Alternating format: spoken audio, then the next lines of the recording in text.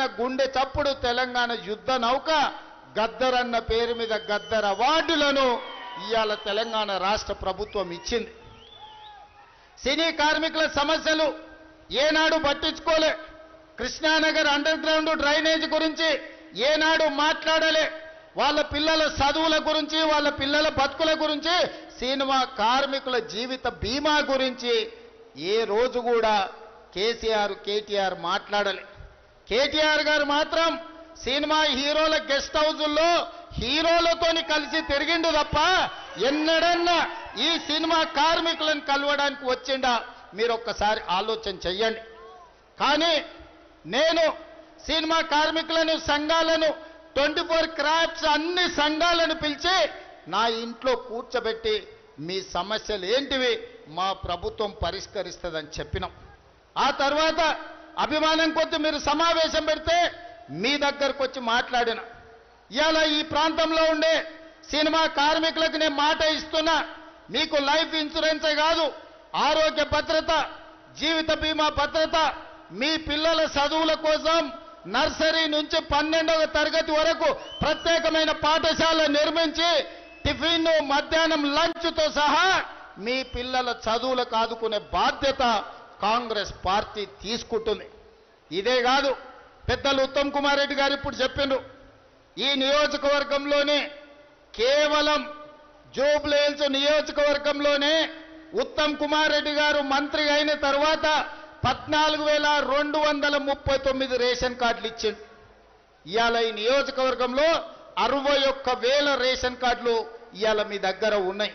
2,39,000 కుటుంబ సభ్యులకు ఈనాడు 6 కిలోలు సన్న బియ్యం ఉచితంగా ఇచ్చి ఆనాడు దొడ్డు బియ్యం బర్లకు కూడా పెట్టే పరిస్థితి లేదు.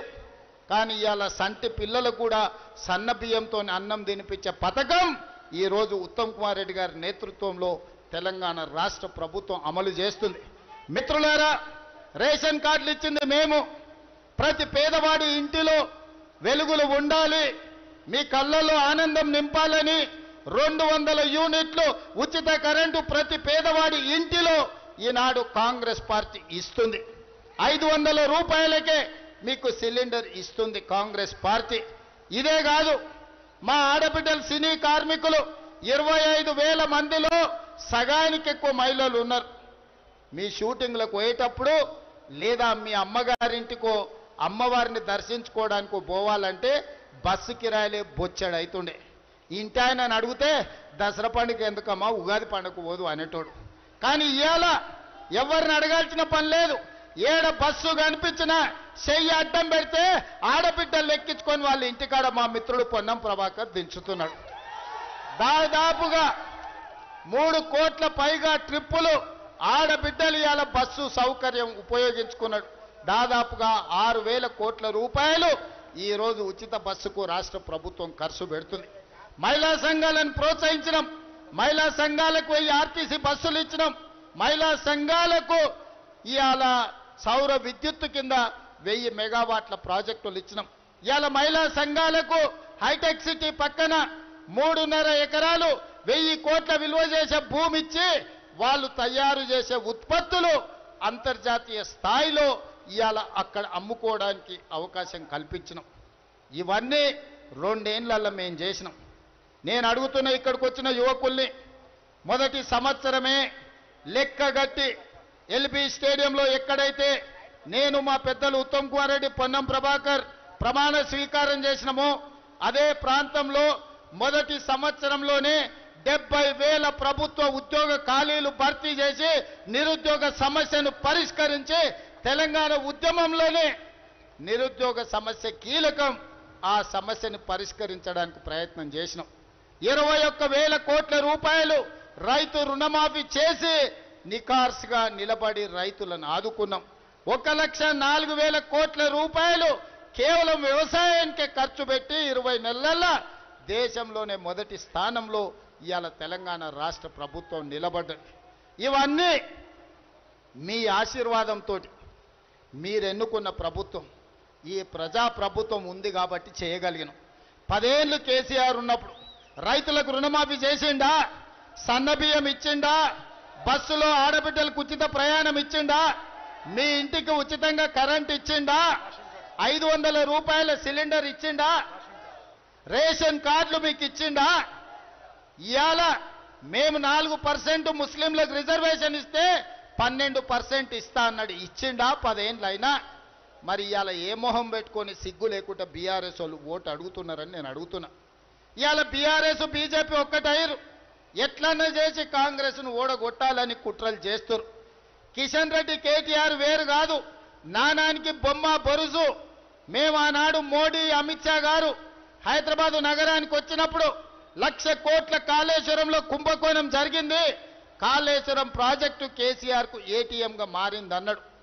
కిషన్ రెడ్డి గారు అన్నారు, మాకు సిబిఐ విచారణకి ఇవ్వండి, 48 గంటల్లో కేటీఆర్ను బొక్కలో దోస్తాం, హరీష్ రావును చెర్లపల్లికి పంపిస్తామన్నాడు.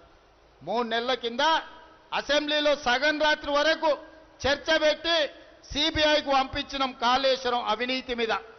ఎందుకు ఇవాళటి వరకు సిబిఐ ఎఫ్ఐఆర్ చేయలేదు?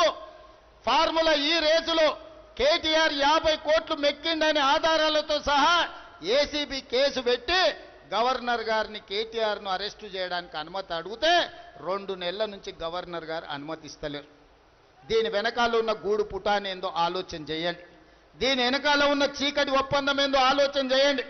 నేను కిషన్ రెడ్డి గారిని ప్రశ్నించిన, ఎప్పటిలోగల సిబిఐ అనుమతి తెస్తావో, ఎప్పటిలోగల గవర్నర్ అనుమతిస్తావో చెప్పబోయా అంటే రేవంత్ రెడ్డికి సవాలు విసురుతున్నా, చర్చిస్తా, నా ఇంటికి వస్తా అంటున్నాడు. అయ్యా నువ్వు నా ఇంటికి కాదు రావాల్సింది, మోడీ గారి ఇంటికి పో. ఎందుకు మోడీ గారు అనుమతి ఇస్తలేవు? గజ దొంగ కేసీఆర్ను జైల్లో వేయడానికి అనుమతి ఇవ్వమని మోడీ గారిని అడుగు. నన్ను అడిగితే ఏమొస్తుంది? నువ్వే కదా అడిగింది. సిబిఐ విచారణకి ఇవ్వమని రాష్ట్ర ప్రభుత్వాన్ని డిమాండ్ చేసినావు కదా. నీ డిమాండ్ ప్రకారం ఇవాళ సిబిఐకి మేము కేసు ఇచ్చినాం. సిబిఐ నీ కిందనే కదా పనిచేసేది, మీ మోడీ గారు అమిత్ షానే కదా పెద్దలు. మరి సిబిఐ అనుమతి తీసుకురామంటే నన్ను దబాయించడానికి బెదిరించడానికి చూస్తుడు. అయ్యా కిషన్ రెడ్డి గారు, నువ్వు భయపడితే భయపడడానికి ఎవరు చిన్నపిల్లగారు లేరు, లాగు తోడుకొని లేవు. చాలా మందిని చూసినాం.